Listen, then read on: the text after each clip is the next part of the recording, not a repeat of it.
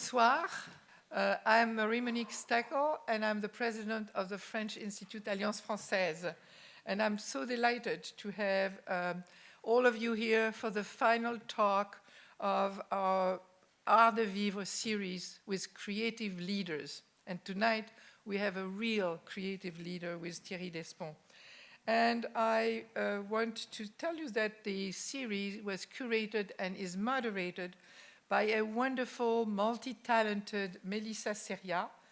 And we are extremely grateful because Melissa has done us and has put together a wonderful series, and it has been a great season of brilliant conversation with her.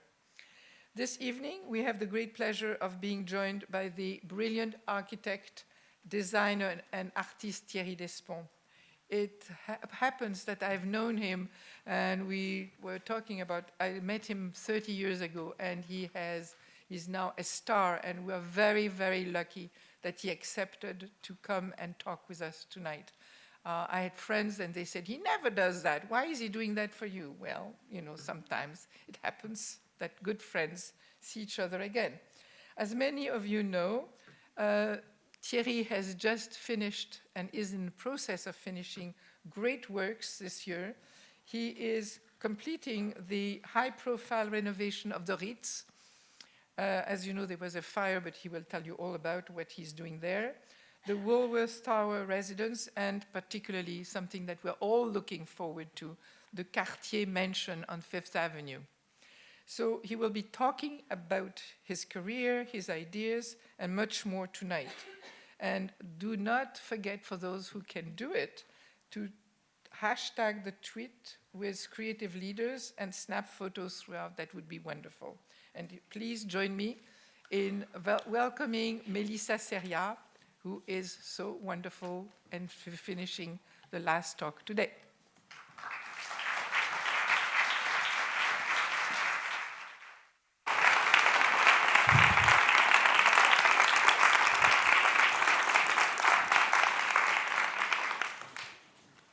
Good evening. Good evening, Melissa. As early as I can remember, I always wanted to become an architect and an artist, says tonight's creative leader, Thierry Despont. Indeed, this architect, designer, and artist has earned a reputation as the creator of masterful dream houses for the international elite and the visionary behind the rebirth of esteemed landmarks such as the Statue of Liberty, the Woolworth Building, the Cartier Mansion in New York, and the Hôtel Ritz in Paris. Born in Limoges, France in 1948, Thierry grew up the son of an architect. After earning degrees from Paris's École Nationale Supérieure des Beaux-Arts and Harvard University, he began his career at Llewellyn Davies, where he worked for the Shah of Iran on the redesign of Tehran's city center. Just 4 years after opening his eponymous New York design firm in 1980, he was appointed associate architect for the centennial restoration of the Statue of Liberty here in New York. His ability to work with clients and with history has made him a leader for complex and high-profile landmark cultural projects. Clayton, the home of steel baron Henry Clay Frick in Pittsburgh, the decorative art galleries at J. Paul Getty Museum in Los Angeles, and in collaboration with architect Richard Meyer, the interior design of the museum's sculpture and painting galleries. He's been covered in many publications, most recently in Vanity Fair, and the New York Times called him the court architect industry's sun kings. Thierry has created splendid works for Bill and Melinda Gates, Conrad Black, Sidney Kimmel, Calvin Klein, Leslie Wexner, and Mickey and Peggy Drexler. He says, I like to create a small universe, from the master plan to the doorknobs, from the trees planted outside to the way people will sit, dream, and dance inside. I cannot tell you where architecture stops and interior design starts. Some of you here tonight may have enjoyed a drink, dinner, and hopefully a few nights at one of the luxury hotels he's renovated, the Carlisle in New York, Boca Raton Resort and Club in Florida, Claridge's, and the Dorchester in London. Oh, and while you were there, perhaps you stopped by the Ralph Lauren flagship he designed on Bond Street. And if that weren't enough, Thierry is also an accomplished painter, sculptor, and curator who has been the subject of numerous exhibitions and publications. His inspiration comes from the world of astronomy and terrestrial history, and you can see this tonight in his sculptures sculptural insects, the masks and creatures that are the inhabitants of imaginary planets. He says, as an architect, I give shape to my clients' dreams, and as an artist, I give shape to my dreams. Please join me in welcoming Thierry Despont.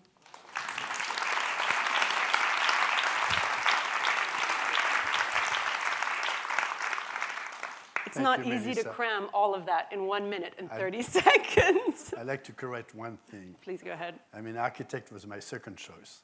I wanted to be a trust fund baby, but... Anytime. Thierry, you've said that you have houses deep inside you, which is quite poetic. Your father was an architect, and you have strong memories of your grandfather's house near Agen. How did this shape your sensibility as a young boy? Well, as a young boy, you're not aware of the memories you begin to accumulate. But the quote we put at the beginning has been, for me, a very inspirational quote. And when I read this quote from Rainer Maria Rilke, I felt that's exactly what I have.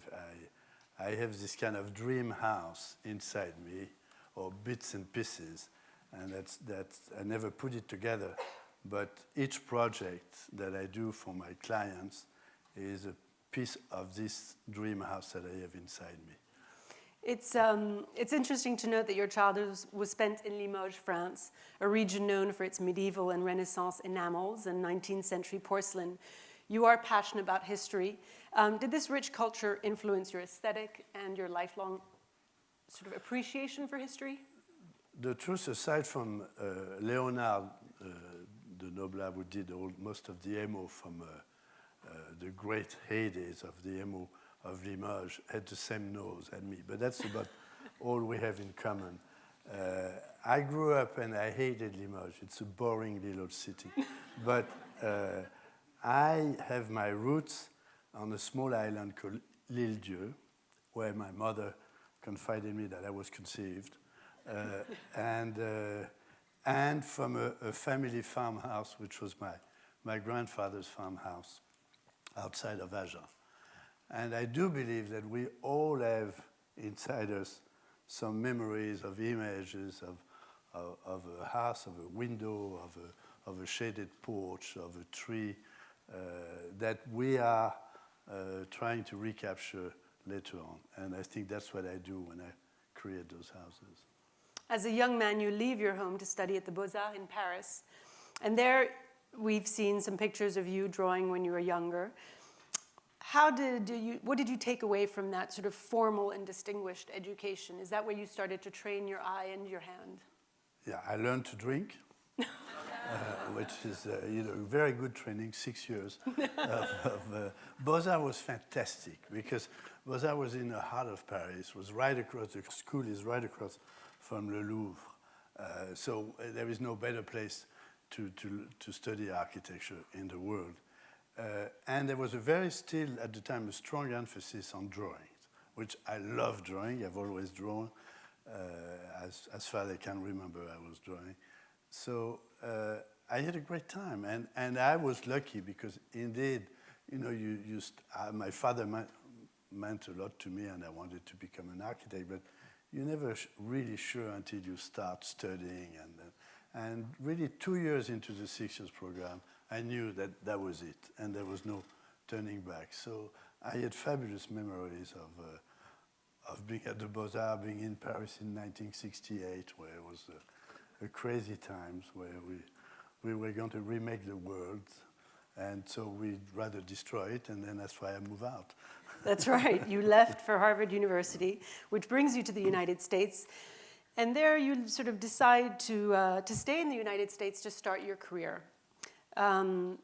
What made you stay here, in addition to a job? I mean, I went to Harvard and I fell in love with this country. I really, really discovered a sense of freedom and possibility that I didn't know existed. Were you sensitive to the scale as well of the country? I was sensitive to the sense of freedom and you could do anything. And I remember taking classes at the Harvard Business School with Mort Zuckerman, who was, very well known. He was teaching real estate financing. And to this day, I remember taking those classes, saying, my God, you can teach people how to make money in real estate? It's not illegal? I thought in France it was totally secret and they were not supposed to teach you that. And no one talked about money. And no one talked about making money. Woo. So you decide to stay here, although you do have a brief stint back in France.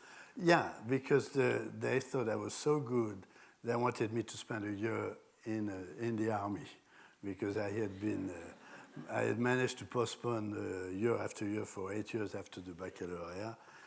By then I was married, and I thought for sure there is no way they will want me. And then they say, yes, we want you. So I managed to enroll in the equivalent of a Peace Corps program, which is called Coopération Internationale. And I went to Iran. So I spent 2 years in Iran. I had a wonderful time discovering an amazing country. I had put a hat of in charge of urban renovation for a 25 years master plan for Iran, which was a great success because 2 years later the Shah was pushed out of power. And then I joined a firm called Llewellyn Davis, and I came, and they offered me to come to New York. What was Iran like at the time? It was fabulous. I had the chance to, literally, I was part of a team of French so-called experts. And I had made my own program to study the urban sector in Iran, which meant I had announced that I had to visit every city of more than 5,000 inhabitants in Iran. So I visited more of Iran than any other country I've ever been. And it's a marvelous, marvelous country. There are places, of course, there is Esfahan, but there are Yazd, like the city of the desert, and Kerman, and went to Bandar Abbas, found the excuse that I had to visit all the, at the time called the Persian Gulf, but I went to all the Emirates. I went to Dubai before there was anything. I remember when you go to Dubai today, and when 40 years ago, there was a mud wall behind which they say, this is the Emir Palace. They say, okay.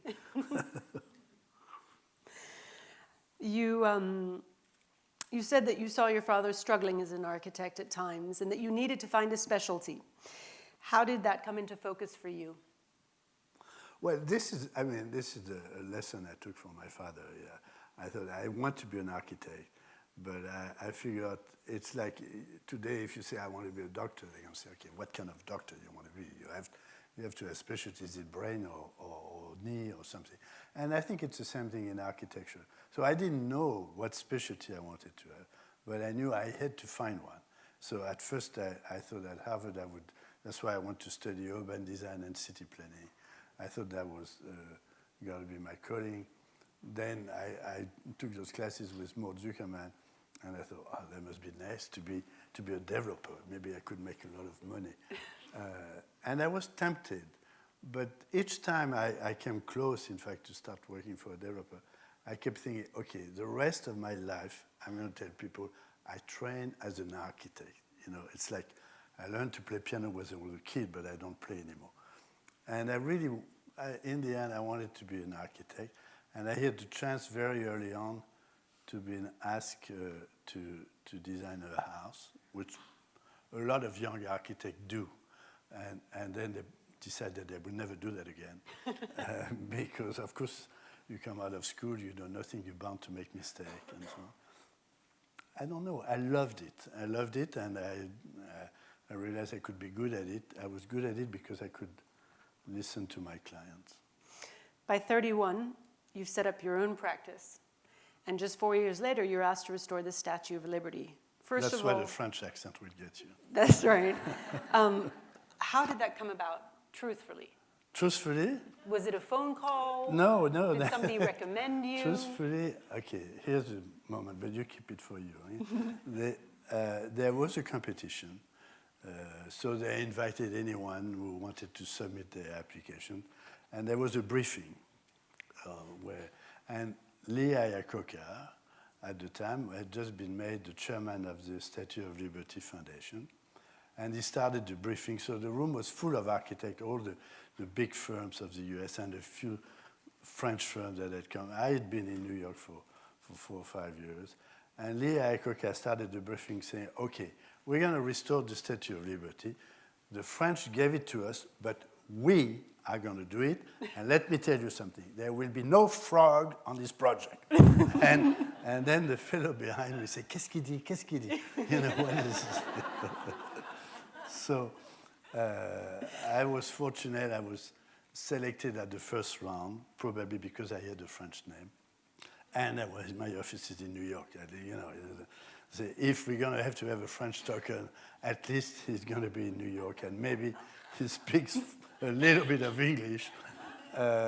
So I got the list. There are 12 firms in the final list. I'm probably the only French firm in it. And so I go down to the list, and I see those big firms. So I see one Swanky, Hayden, and Connell. And it was a big firm. They had just done the Trump Tower, which is very useful in your resume those days.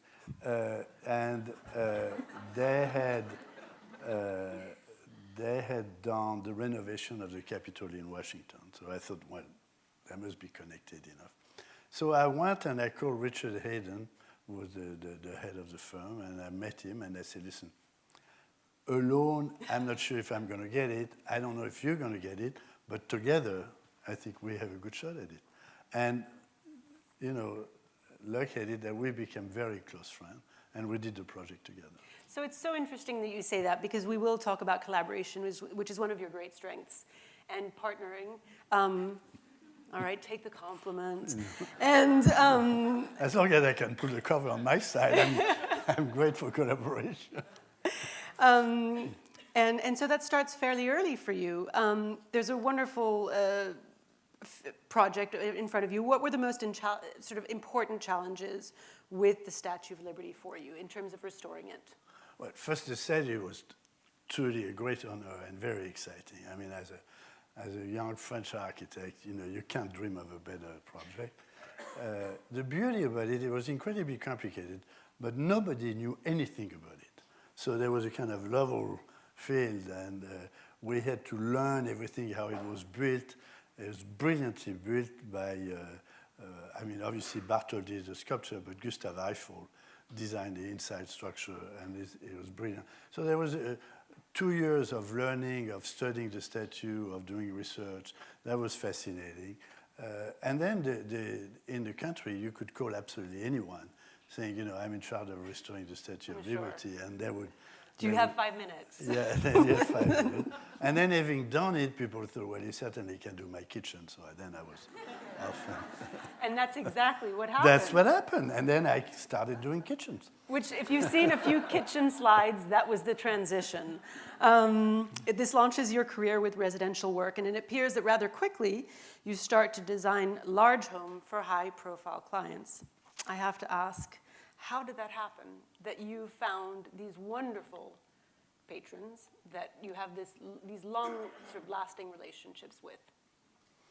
Well, first, you know, it's like being a good tailor. If you do a good first house, they're going to have friends. If you're rich, you have rich friends. And they come to your house and they say, we did it. Like if you say, I have a nice suit, who made it? And you give the address of your tailor. And there is a lot of truth in that. It's not a joke. If you are lucky enough to start having one of those clients, and if you are good at it, then others are going to come. I think I have a talent for, you know, that's why I started. I say, those houses, obviously, they're not for people because they need a roof. They're about dreams and memories. And a lot of those clients, they're fantastically successful entrepreneurs, but they have a great personality. They have dreams, they've achieved some of them, they want to achieve more, they have a vision of who they are or who they like to become.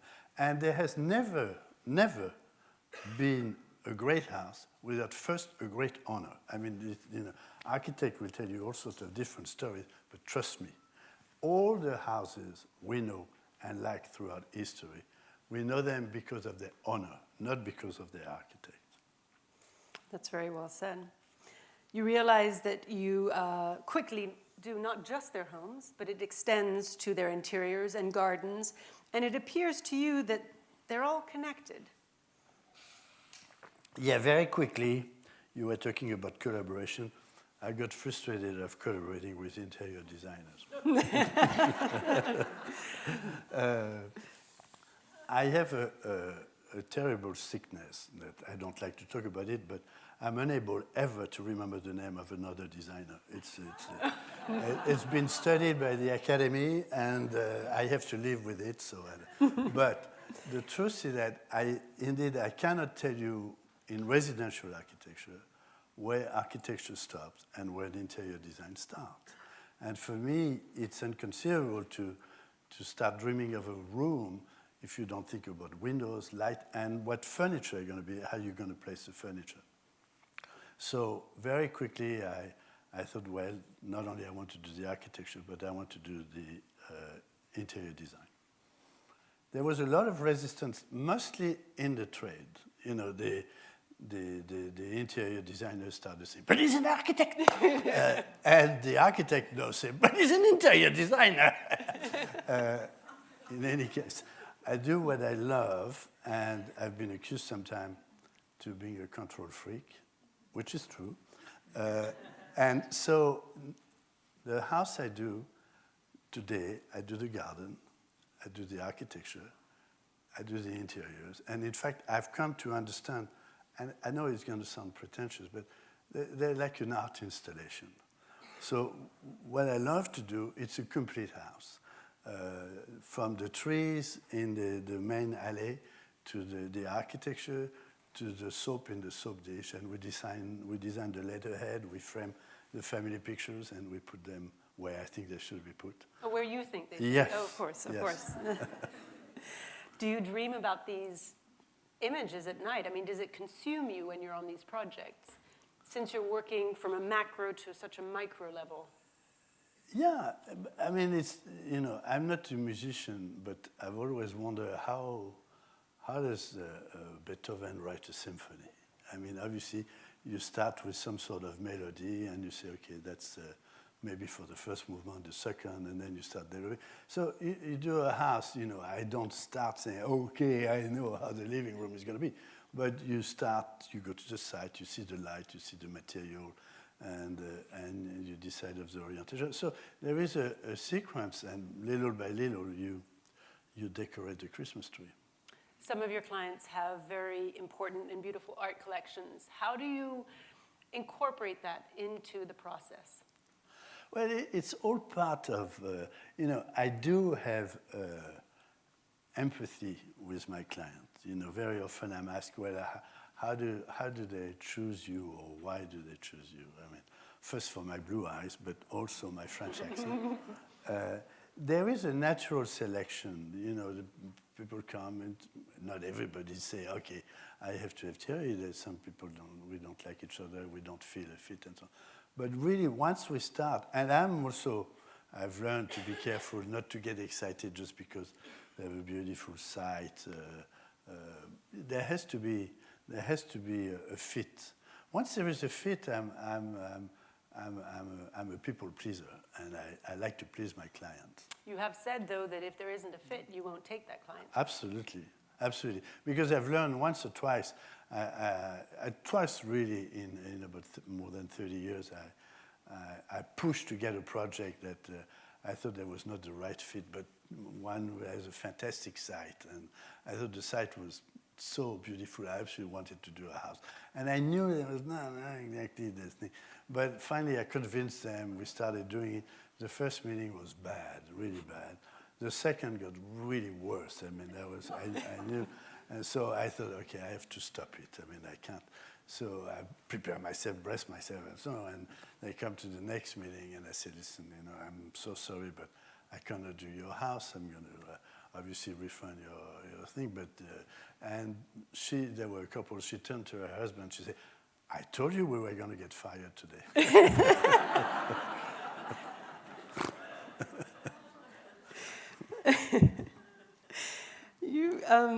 You said that you don't know why architects lock themselves into one style. It's like a pianist who says, I'm only going to use 5 notes. Is this versatility what has helped you work across different landscape? We see houses that are here by the ocean, along mountain ridges, in pastoral settings. Your versatility is quite impressive. Well, that's what I love about architecture. I mean, architecture for me is a continuum. So, I remember Philip Johnson saying, you cannot practice architecture if you don't know history. I mean, 1,000 years ago, we or they started doing houses.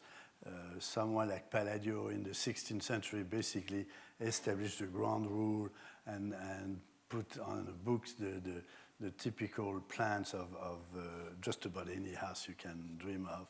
And so, of course, there are addition, innovation, invention, then, even Frank Lloyd Wright is fantastic, but then Le Corbusier comes about. Le Corbusier is more of a politician who's going to write a manifesto than really, I don't think his house is livable, but they're interesting because they make you think. I find absurd for me to limit myself to one style. So I always say, yes, I love to do first, my client's house, based on their taste, based on where it is. I have a chance to, the United States alone is a huge continent. I mean, if you cannot do a house in Oregon as you're going to do a house in Palm Beach. So there have to be different material, different light, different building tradition. The same way that you do shingle house in Long Island, you're not going to do a shingle house in Auvergne. And if you don't know the material and if you don't know the history, then you limit yourself, yes. You've told me that you're very proud that many of the houses that you've done have not been sold. Yes, I like that. I like that because, because it shows, you have to be proud of something, that it shows that the house fits. And that is what I like. By the way, I'll tell you a little secret. When a house is finished and you are invited to see a new house, if the owner, you go, oh, you did that, and they say, oh, that was our architect, it's kind of, I'm not too sure, So if they say, I did it, and they don't mention my name, then you know that I've been really good at it. And that's what I like. You've developed very strong relationships with some of your clients. Many of them you don't go on the record talking about for confidentiality reasons. But for example, Mickey and Peggy Drexler, you have talked about.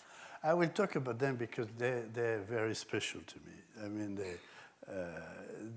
we've developed an extraordinary relationship. They've been, not clients, but they've been patrons and friends of mine for over 20 years. And we've done quite a few projects for them.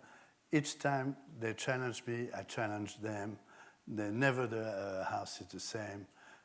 And it's like playing tennis with a very good tennis partner. They push, your games gets better, and you push their game. And if you play tennis with someone who doesn't know how to play, it's boring very quickly. The Drexler, they really know how to play. They've invited you from the earliest process to even look at situations, land, where. Yes. Where well, over the years, of course, you develop a trust. So we develop a relationship where they would say, okay, we're thinking of doing a house here. We're thinking of this property. Would you like to come and look at it? And so sometimes I say, and they say, okay, we'll pass on that. And some other time I say, you've got to get it. You've got to get it. And they say, yeah, absolutely, absolutely. I mean, one of the most amazing house I did, and I can mention because on top they just sold it recently, contrary to what I say. I redid for them Eoten, which was Andy Warhol estate in Montauk. It's the house in Montauk, what I believe you've seen. That's on a bluff overlooking the water. It's a magic site. I mean, for me, it's the best site on the entire Eastern Seaboard, and maybe anywhere. It was the house of Andy Warhol? Well, it was the house before of the Church family. The Church family in the 30s made a fortune in baking soda. Arm & Hammer. Or Arm & Hammer, yeah.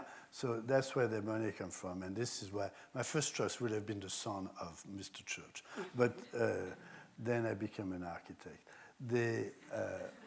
But the Church family had a huge mansion somewhere in Long Island, and they had decided they needed a fishing camp in Montauk. At the time, Montauk was really empty, and so they built this kind of inspired by a little colonial village, a grouping of houses that they're not colonial. For me, they're abstract, they're cubist.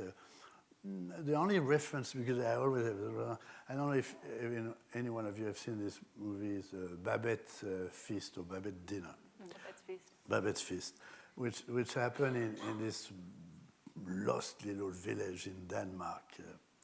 And Eothen had a bit of that. It's absolutely magic. So I thought, I'm very privileged of and working with it, and I wanted to redo it because we had to redo everything.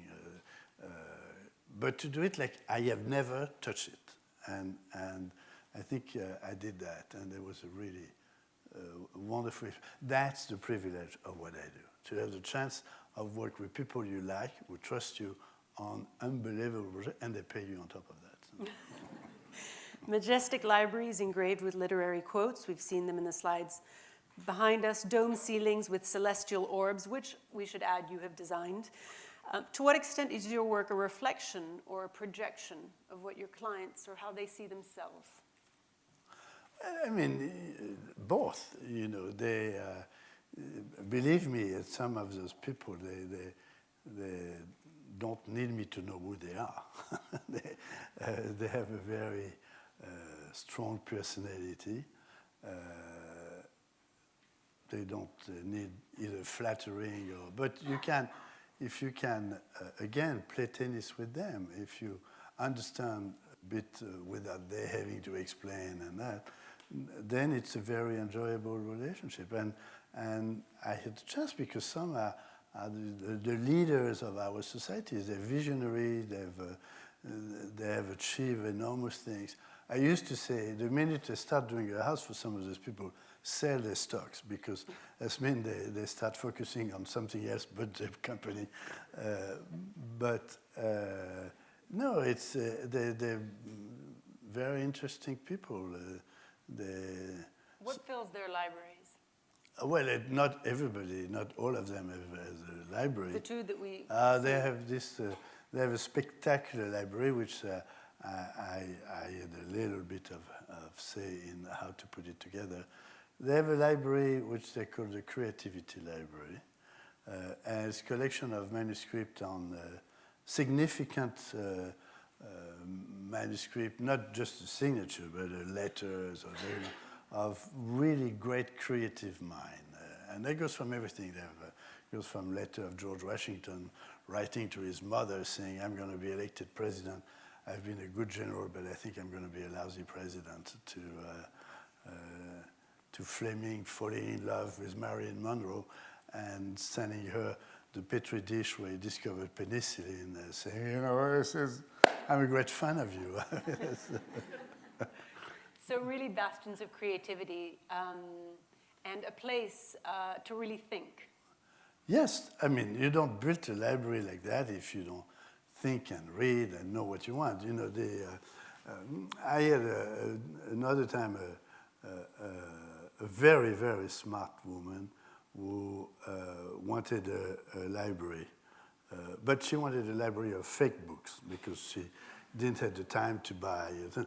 But she said, Thierry, if we're going to have a fake books, at least make sure that we have good titles. Parallel to this thriving practice, you're also developing your own voice as an artist at the same time. You've long been fascinated with astronomy and NASA photographs of the solar system. I really would love you to share tonight that passion, because I find it fascinating and quite unique. And it stems from looking through a telescope. Well, it stems from looking through a telescope and seeing nothing, and then trying to buy a bigger telescope and still seeing nothing. And then reading an article that, in fact, all the amazing photographs we got from Hubble, they're all colorized in NASA laboratory, those colors are so not... those colors are decided by some very creative artists. So suddenly I thought, well, I can paint my own planet. I mean, I don't have to waste my time in the middle of the night freezing myself and looking at a telescope. So I started painting my own planets, which I Large. love. Yeah. Can you give us a sense of how big they are? Well, I mean, I painted small planet, but I painted big planet.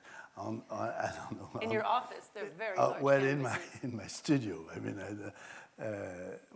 I like, yeah, because I paint them, the big one, I paint them on board, about 12 foot by 8 or something like that.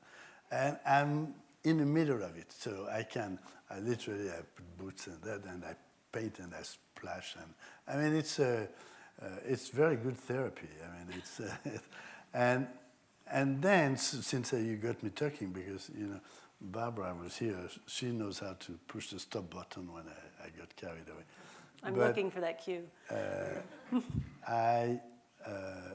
So I was drawing, I painted my planet, and I started doing insect sculpture with found object, or mask, faces, and so on. Not really understanding what I was doing, but going with the flow. I like to call my studio my playroom, so I can figure paint and do those things. And the insect, in fact, came from my father, who was a butterfly hunter as well as an architect. And when I was a kid, I would go with him when he was hunting butterfly, and I'd kill a few and squash a few butterflies. Look at this one, but still that stayed. This is one of my memories. So I started doing those insects and putting them in those boxes where I had accompanied my father in Paris to Desrolles, which is a famous store where you buy those butterfly boxes. And so I went to Desrolles and I bought boxes, and I did my own imaginary insect that I put in those boxes. And as I was doing that, and mask and sculpture, one day I had a dream. I know it sounds crazy, but I dreamed that, in fact, there was this character, Dr. Gunn Wyeth, who was like Darwin on his Beagle trip, exploring a world and collecting all those specimens. And then I realized, okay, this is what I do. I'm the assistant of Dr. Gunn Wyeth, and I go around the world collecting insect and specimen. And my dream is to create one day a natural museum, a natural history museum of a dream world.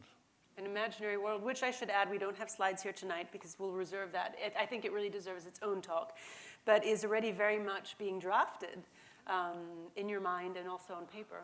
Well, I mean, as you grow older, you're less crazy, and so I began to think that maybe I'm not going to build a natural history museum, but I started thinking that I can create it in my mind.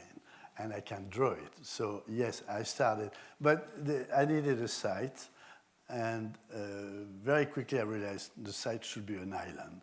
So right now I've created an island, and I'm in construction right now. By the way, you're all invited.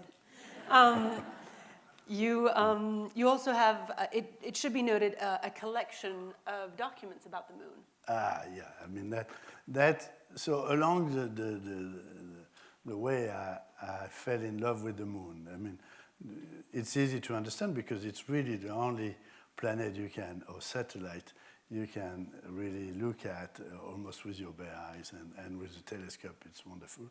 And then completely by chance, almost 20 years ago, I stumbled at a kind of a flea market dealer in London to a magnificent photographic atlas of the moon. I just thought the pictures were amazing. It was unbound. There was a bunch of things in a box. I bought it. I learned quickly that, in fact, it was the best photographic atlas that ever existed. That was taken by the Paris Observatory at the end of the 19th century. And from then on, there was no turning back. So I thought, oh, okay, I'm going to collect moon maps and moon atlases. The interesting thing about that collection, at least for me, is that I got it from first sight to first step. because Galileo is, although there is some controversy because Harriot may have looked at it, but let's say Galileo is the first man to ever look at the moon through a telescope and draw the map. And I thought, okay, I'm going to have everything from that day to Apollo 11, Armstrong stepped foot on the moon.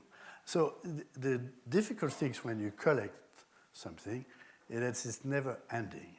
And that for a control freak is very frustrating.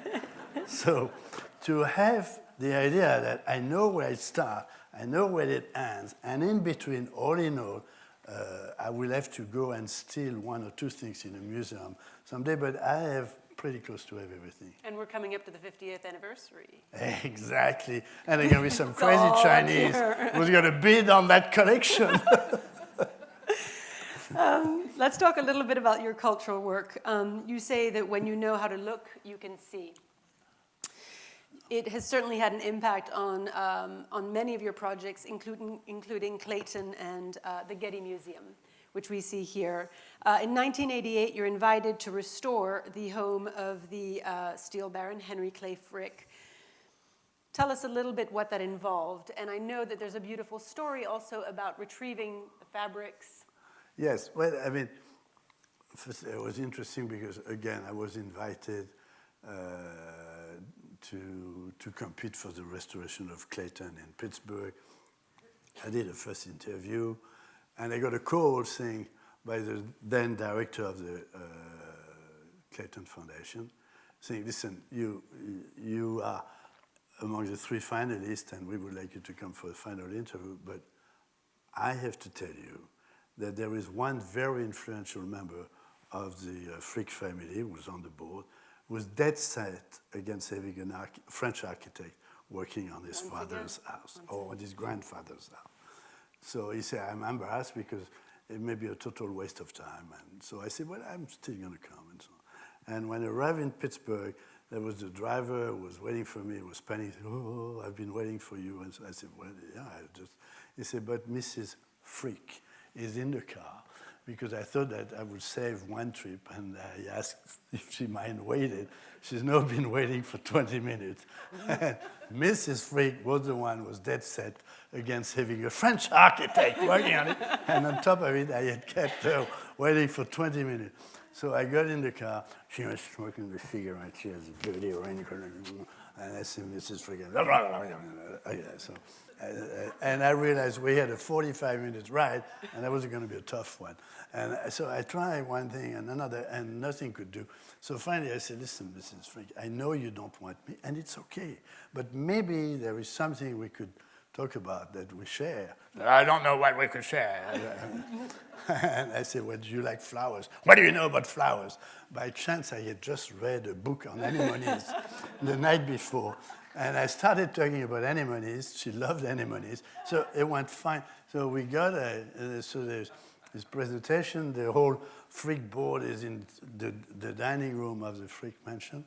And so I come in, and most of them are like that because they say, oh, this guy is doomed. So they don't even look at me, you know. And so I made this presentation, and then the director is also tiptoeing. He said, okay, is there any question? And Mrs. Frick said, I think this young man is perfectly nice. And I got the job.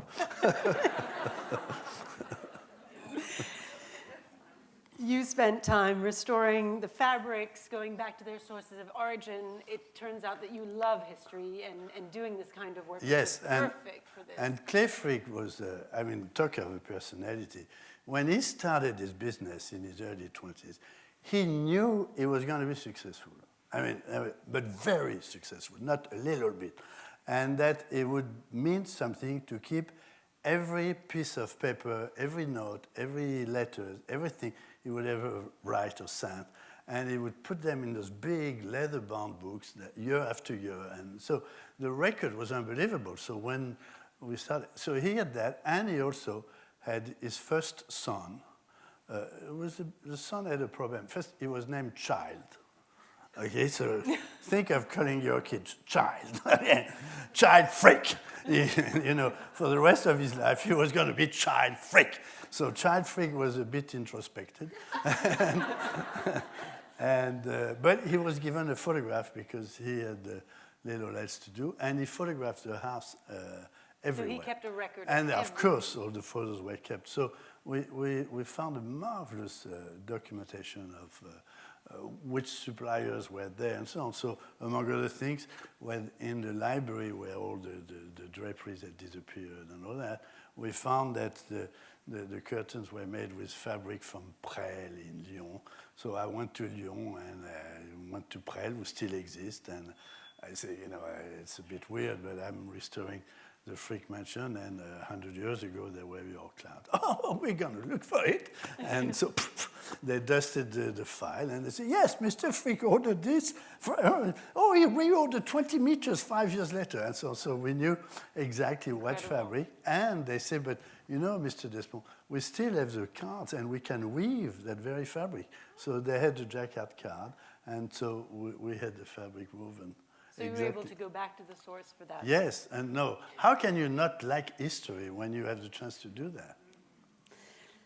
Let's talk a little bit about the Getty as well. An interesting pairing with Richard Meyer, and again, to your credit and ability for two very different visions to collaborate. One is much more sort of minimalist, the other one warmer. You were able to work on many galleries. What was it like to bring that work to life? You want the official version or the real? I think Barbara's having a coughing fit in the front. No, I was first asked to do the decorative art gallery. That's right. So Gillian Wilson was the curator. Again, I had the chance to meet her, was interviewed, and my French accent convinced her that I could put together 18th century rooms.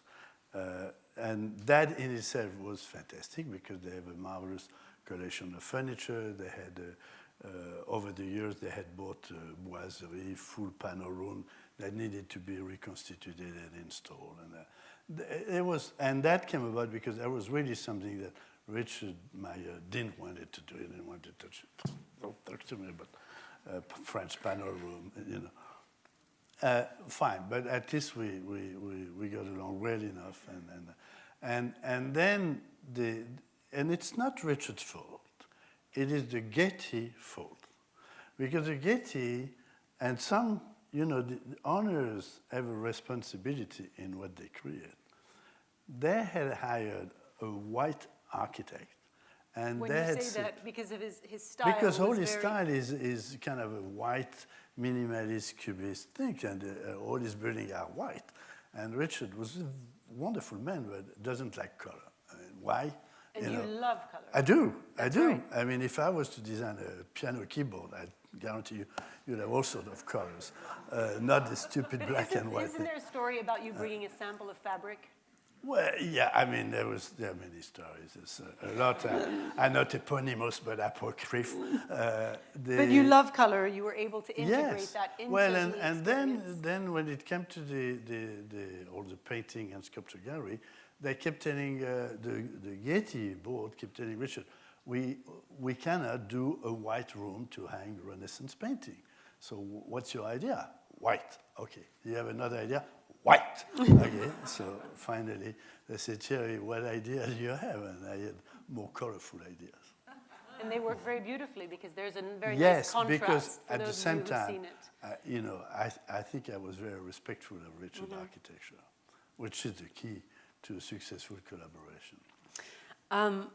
I do want to move over to Ralph Lauren. And the reason why I think this is a nice transition is because here you are being asked to do the flagship store in London. And it's a very clear mandate. And Ralph Lauren says to you, you cannot do a false English mansion in London. Yeah, I mean, Ralph is smart enough to know that you're not going to sell snow to Eskimos. You are going to have to go there, and you're going to have to create something new that everyone understands. No. Something that has never existed and that everybody recognized. Close enough. But no, but I thought it was very, very smart on his part because he was aware. He said, listen, I have this huge success with the Madison Avenue Mansion. It's my brand. It's my brand. So I cannot do something completely different. But at the same time, I cannot do a fake English mansion in London. So what he meant by that is that you're going to have to create something that is still my brand, that everybody recognizes, but has never existed. And in a sense, this is what I've been trying for the past 4 years to do at the Ritz in Paris. Which we're going to get to. Oh, okay. I know you're all impatient. Let's just, we're going to talk about the Ritz. I just want to talk briefly about the hotel work that you've done in general, because it touches on this idea of DNA, which obviously is relevant to so many of the cultural projects that you've done, and you feel very strongly about keeping the personality of a place. Now, you don't just take any hotel. You've had big, expensive ones. You've taken ones that have very, very strong identities, amazing personalities. That's not a coincidence, right?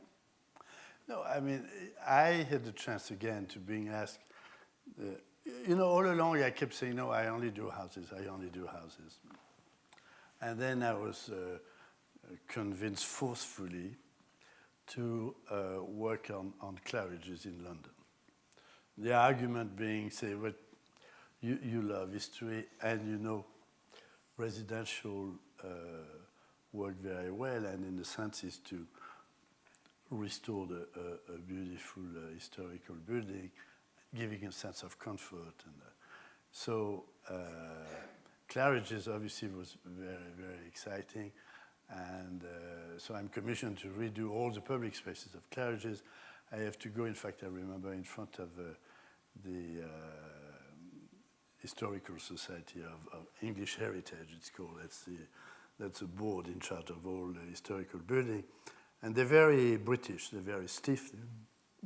And I try to break the ice, and I say, I know you're not worried because this is a true landmark, and it's been bought by an American company, and they've hired a French architect. So, but in the end, it went well, and I had a great time. And yes, I feel very strongly that, especially today's world, we're losing all sense of cultural identity at a speed that is frightening. I mean, you just look at any airport, you don't know where you are. And it used to be the train station where a great civic pride of cities. I mean, you go to Philadelphia train station, go to Grand Central, go to Paris Gare du Nord, you know where you are because they were still doing train station with personality and culture. Today, not only the airport, but most hotels, you don't know where you are. They're comfortable, they're beige, they have touch of Art Deco. That's a trend today. The flowers usually, big flowers, stick in that. And so I felt very strongly that at least those hotels I had a chance to work on, like Claridge's, Dorchester, the Carlisle, they have an identity. They have a DNA that you have to respect. You have to respect with love. You can upgrade it. You can bring it up to today's time, but you have to respect it. It's like I'm not going to redo my nose. I like it, and that's me. You said that you have to tiptoe when you intervene on places that people love. And there's a wonderful moment when you're in the bar at one of the hotels. Oh, I was so drunk I don't remember which. That at the Carlisle, I had the chance to redo the Bemelmans bar. So Bemelmans is a great bar, by the way. I encourage you to go there. Bemelmans bar had been done years ago, and it was so-called because there was Mr. Bemelmans, who was an artist, travelers, and out of money, and staying at the Carlisle. And to pay his rent, he painted a mural. He painted a mural of kind of cartoonish little rabbit running through Central Park. So I thought, okay, it's nice, and it really has indeed the DNA of the place. But because we doubled the size of the place, so I commissioned a friend of mine, Mark Beard, and we painted another half of Bemelman's mural to complete this new room. And we readjusted one that was right behind the bar because I had to redo the bar. And then the night of the evening, I'm sitting at the bar, and there are two old-timers at the bar, and they say, well, this idiot, he totally ruined the murals, you know. So they don't know who I am. And I said, what are you talking about? Oh, this idiot designer, look what he did to the mural. I said, but he kept it.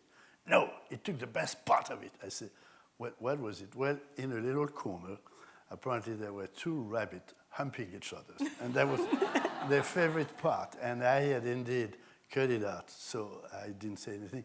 But the next day I went back and I painted two new little rabbits humping each other. Thierry, I'd like to go to our second slideshow because I think we have an opportunity for you to speak directly about some of your work. And if we could just transition into the second one, that would be great. This is for us to be able to take a close look at some of the images that I'm going to be able to move through here. And this is really an opportunity for us to talk a little bit more about the projects that are coming up this year. This is an important year for you. Why don't you set the stage a little bit with this first project, was the Hotel Ritz in Paris. Yeah, this is my smallest hotel project. Usually I do big hotel, but this one. So I'm going to click through slowly, and then you're going to be able to tell us a little bit. The Ritz is really a piece of history. It's an historic building because it's on the Place Vendôme, which is truly one of the most beautiful urban architecture of the world. It was purposely built by Mr. César Ritz at the end of the 19th century with the intention of doing the very best hotel in the world. And in fact, he did it. And his first advertising was saying the most luxurious hotel in the world, one bathroom on every floor. That was unheard of, you know. and then was later upgraded to a bathroom in every room, which nobody could believe. Surely he's overdoing it. And everybody has memories of the Ritz. I mean, everybody either has been or has seen the movies or has heard about Hemingway getting drunk at the Ritz, of Coco Chanel having an affair at the Ritz, of Proust lying down in his bed and writing. So that is really more French and more history than that. You can't. So when I was interviewed and asked what would I want to do with the Ritz, I exactly said that. I want to do the Ritz like it has always been. But of course, we completely gutted the place and redid it because today the bedrooms were too small, so we eliminated almost more than 30 rooms to make bigger rooms. We created what I think is going to be a fantastic garden in a space that was really unused between the Place Vendôme and the Rue Cambon. And hopefully we're going to reopen sometime this summer. It's been a labor of love and hard labor at the same time. So I'm still in the gang with the chain, and I'm going back there tomorrow to try to finish it. But I wanted to create really rooms to make you dream. You know, not everybody has to love French decor or French area. But if you go to Paris, you might as well, for a moment, to enjoy what French has the best to offer. So they're going to be sweet.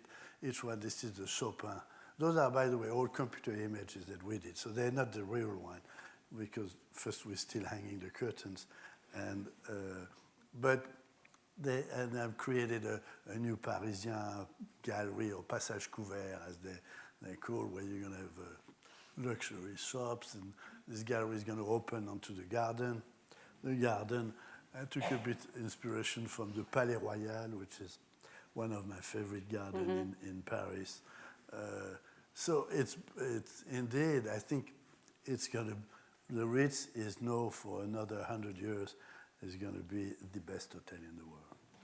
You said that your hope is that people come to one of your hotels and say, it's great, but what have you done? Absolutely. I mean, this is and you know, I tell you, for example, I mean, there is the Terrasse Vendôme, that's what it's going to be in the summer, but in the winter. And of course, I invite you to come for breakfast at the Ritz. But if people go and they see, for example, the Salon Proust, which is a salon that has never existed, that I've just created, and if they say, okay, what did you do there? Then that would be right. No, a fantastic advantage to doing this project is that I was also instrumental first in convincing the Ritz and the Fayette family to pay for the restoration of the Colonne Vendôme. And which is right there. It's just right in front. And I was So you're doing both at the same time? Yeah, well, I'm doing it with a French historical architect, someone who really knows what he's talking about. But the amazing thing is that I discovered, can you go back to the slide before? Yep. Is that the same company, Monduit Gagé Gauthier, is the one who rebuilt the Colonne Vendôme, which had been demolished after the Commune of 1871. And at the same company who built the Statue of Liberty, in the same workshop, in the same place, in Paris, and they had a poster that has an engraving, Gagé Gauthier Ferronnerie d'Art, with the Colonne Vendôme on one side and the statue. So I put a red check under both of them. Le bon élève. So here is the scaffold that we had around the Colonne Vendôme while it was being restored. And here is me, right next to Napoleon. But the interesting thing is that go to the next one, and that this gives you the idea of the scale, because the photo before, I'm right next to the head of the statue. That looks very small. When you see the column, you don't realize the size of that work, whereas I'm right there. It's really beautiful. Yeah. You Here we are. skipped a picture. No. Yes. Or somebody edited it. Oh. Okay, I'm sorry. We're going to have to take a commercial break. I worked for 2 weeks on an amazing transition, okay, where I had the Colonne Vendôme, the Statue of Liberty, and in the background, the Woolworth building, and they took it out. I mean, all my... Okay, fine. So that's... We still have 5 minutes to go, so be careful. Yeah. So this is the Woolworth building, where I also been asked to renovate and restore and convert it into apartment, that is for the upper 36th floor. Again, an amazing building, opened in 1913, designed by Cass Gilbert, who was a spectacular architect, American architect, Beaux-Arts trained, brilliantissime, who managed to design and do all the construction document for this building in 6 months, which I still cannot understand. And among other things, I'm creating in the very top, if any one of you is interested in a townhouse in the sky, the top 5 floors are for sale, including the whole roof and the captain decks and everything. Then I'm working with Jean Nouvel, doing the next tower next to the Museum of Modern Art. This is right next to the Museum of Modern Art, also Yes. scheduled to open this year. No. No? No. All right. No pressure. No pressure. Yeah. And here is very interesting collaboration because... So Jean Nouvel is the architect is that for the exterior. for the exterior, and you are working on all of the I'm interior. doing all the interior, from the apartment layout to the lobbies and everything. And here is how Jean had a brilliant idea, which is inspired from and the Eiffel Tower and some of the drawings that were done in New York at the time to establish the zoning rules. That is a great idea. It doesn't necessarily work when it comes to do apartment inside a needle-shaped building with not a single floor identical to the other one. Well, you were very creative in how you approached it. Well, I think I was. You built a... Well, we built, because every floor, because you have those huge girders or kind of... Here we see them. Here you see them. They're going to go through. Here is a special room because that's a 2-story high penthouse. But when you go to a normal floor, first you imagine the height, And then those beams, sometimes they're in the corner, which work, but suddenly they're going to be right in the middle of And then your, one floor of below, your it's bedroom. completely different. And then one floor below, you say, okay, it ain't going to work. But so I say I wanted to really understand what was going on.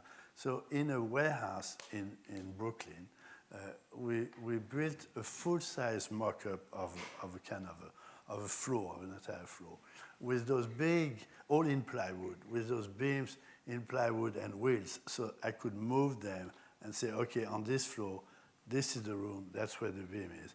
Then the next floor, that's where the beam is going to be. And so you worked with sort of three-dimensional models that you could step into. Yes, I was in it, and I mean, it's very, very interesting, self-indulgent a little bit, but fascinating. You also have very opulent finishes that have been sort of discussed. Yes. All right, tell us a little bit about the black walnut, the custom bronze handles, lots of marble. Well, lots of marble. no, but I mean, obviously, marble in the bathroom. No, but fun thing, like, for example, I designed the doorknobs, and each doorknob, in fact, is a model of the building, which I think is nice. So when you own your apartment, you can handle your building.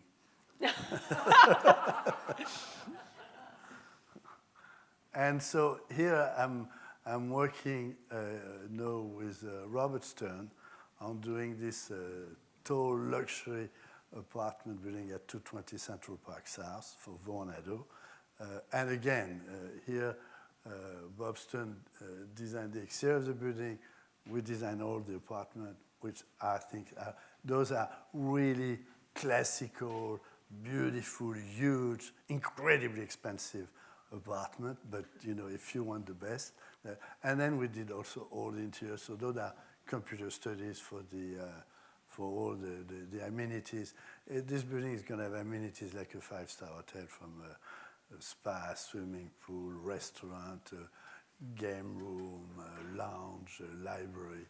And so I'm designing all that. Do you find it an interesting time to be building in New York today? That's what they asked the bank robber, why do you keep robbing banks? Because that's where the money is.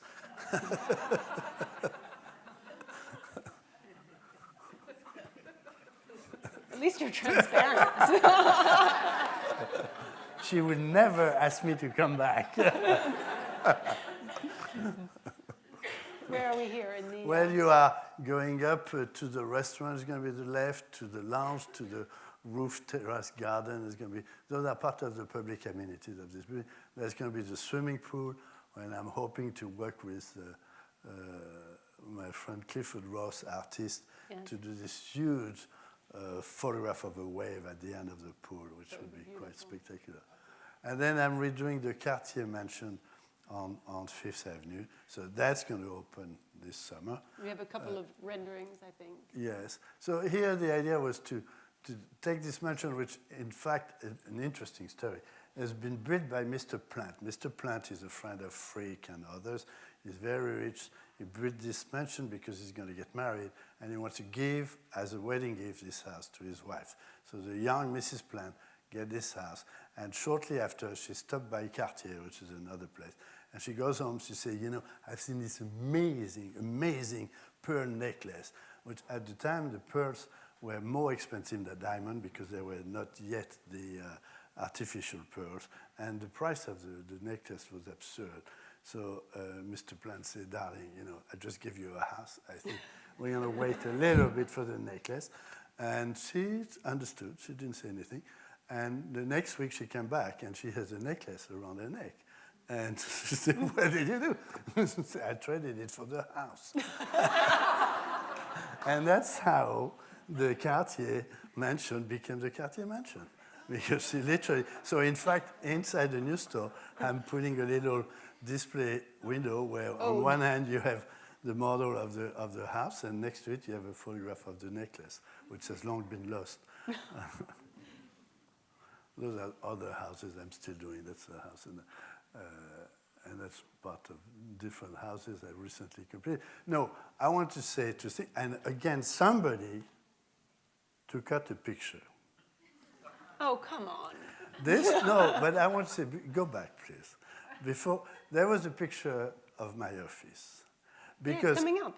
It's coming up. Yeah. Oh, you inverted the order. Okay. No. All right.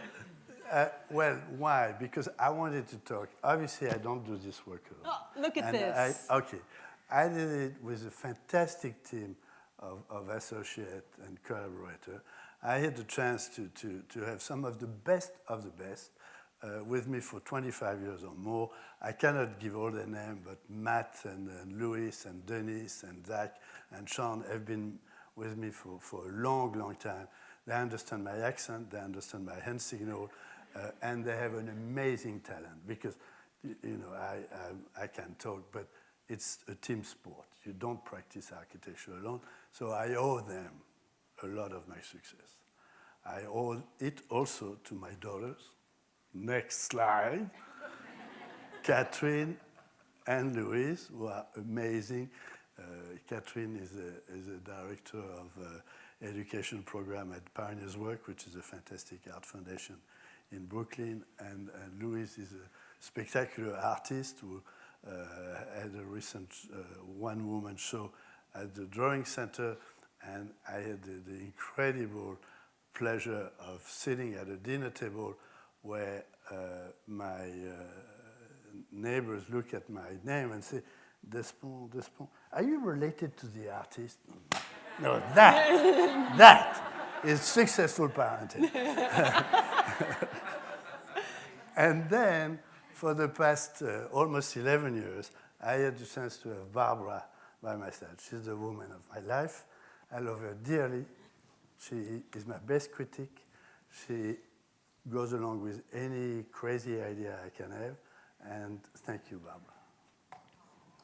Thierry, thank you so much for this wonderful talk. I have one question before we turn it off to the audience, because I know that there'll be questions. And I will just, ask you, for some young people that may be considering a career in architecture today. Don't. What advice would you have for them? What would be your guiding principles? First of all, it's a passion. So if you have it, have the courage of it. If you don't, it's not going to be, number one. Number two, you have to have a specialty. There are many ways of practicing architecture. You can design houses, you can do hotel, you can do hospital, you can do commercial building, you can do high-rise. I mean, so, but find what is it you really like and do it. I mean, this is, for me, it's obviously the best profession in the world. I'd like to turn it over to the audience, please, if we could bring the house lights up. For those of you that may have some questions for Thierry. Oh, it's nice to see you all. Oh, I thought the room was full. Yes, I think we have many questions. The mics are coming over. If you could hand them over to, yes, in the back. Actually, I worked at the old Carlisle, and I came back to see the renovation, and it was gorgeous. So thank you for that, because most of the time when you go to a hotel that's that old and someone's renovated it, you go and you're ready to gasp because they break your heart and take all of the beautiful things that you loved about it. But it's really a gorgeous renovation that you did at the Carlisle, so thank you. During your time as an architect, you've seen technology change, obviously, from people doing hand draft work to people building buildings and rendering them in computers. How do you feel about that change? How has your work evolved or not evolved with technology? So the impact of technology on your work. Yes. What's technology? No, Okay. I feel very, very strongly that you cannot practice architecture if you don't know how to draw. And I'm embarrassed to see that most architectural schools, they don't teach how to draw. They teach how to use computer. But in my mind, of course, you have to have the computer. But if you don't know how to draw, you're not going to know how to use the computer. Because it's a tool, but what you learn when you learn to draw, you learn to coordinate your brain and your hand. know, whether your hand is going to hold a pencil or a keyboard or a mouse.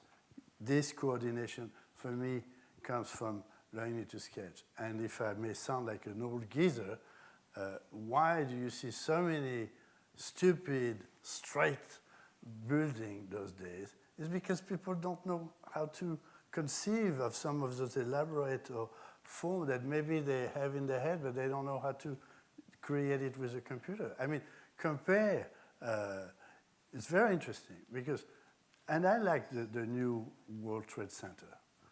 But if you look at the Woolworth, the tallest building in the world 100 years ago and the tallest for 36 years, and next to it, the World Trade Tower, which is the tallest building in the city at least, there is a paucity of imagination in the World Trade Tower compared to the richness and the sophistication of what Cass Gilbert did at the Woolworth, that it's scary because even if you're going to do a very simple Cubist building, you have to know how to do a Woolworth. And less we know how to do that. Can we take another question on the right? If you'd like to raise your hand. I think that, yes. Could you talk a little bit about your sculptural work, particularly when, how, and why you sculpted? I'm a tinkerer, you know. I like to play with found objects, and yes, I mean, at the Beaux-Arts again, the Beaux-Arts school was formed with sculpture, painting, and architecture, and that made a lot of sense. And when I started at the Beaux-Arts, I was still there, so you would walk by the sculpture studio. And you would see people doing clay and putting the wet cloth at the end of the day and coming back to it the next day. And I tried my hand at it, and I was not very good or not patient enough, and so. But then later on, I started figuring, well, if I could put a few pieces together. I was struck by a page written by Picasso where he's talking about his famous bull's head that he did with a bicycle saddle and a handlebar. And he tells the story. He said, well, I was walking near my studio and I found this old bicycle abandoned in a ditch, and I took it to my studio and I left it there, and it was there for a long time. I didn't know. And one morning I walked in and I took the saddle and the handlebar. Suddenly, here's a bull's head, And then he goes on. He said, and I had given new life to those lost or found objects. And he goes on and he said, I like to think that one day someone will take my bull's head, throw it in a ditch. Someone else will come back and say, hey, a saddle for my bicycle. So I started first buying those beautiful old tools. And again, we disregard so many amazingly hand-forged instruments that, farm tools or anything. On top of it today, I love flea markets, but eBay is the biggest flea market of the world. And you can find anything on eBay. I mean, I remember buying a box of old tools, no photograph, nothing. Okay, I bid it, I got it, $15. So I sent my money, nothing happened. And a month later, I got an email. Oh, Mr. Despont, I'm so sorry you bought my box of old tools, but in the meantime, my little boy was born in the farm in Arkansas. God bless him. And my mother-in-law came to help. She cleaned up the house and she threw away the box of tools. So you can see the scene. Mother! I had sold it. And he continued, but not to worry, because my father-in-law has another old box of tools. We're going to send you. So I got that. So I was working with tools and I started putting them together. And then again, in my studio, I had the chance to have wonderful assistant, here is a guilty one, like Steve Warrington and Joe, who's not here, but that's going to be duly noted for tomorrow. And they can weld. I try to weld, but I'm not really good. But they can weld and put together anything I dream. So, but really, there is this. I create those imaginary creatures. I mean, why? I don't know. But the truth is that if you look at a large photograph of flies or a cricket, they are so scary or so amazingly, those bulging eyes.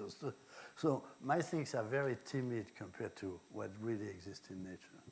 On that note of tremendous modesty, I would like to thank you, Thierry Despont, for being with us tonight. It's been an absolute pleasure talking with you. Thank you so much. Thank you, Melissa. Thank you. Thank you.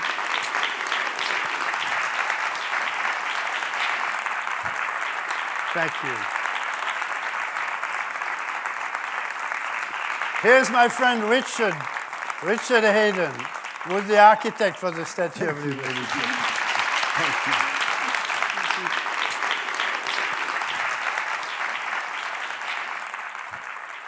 Thank you.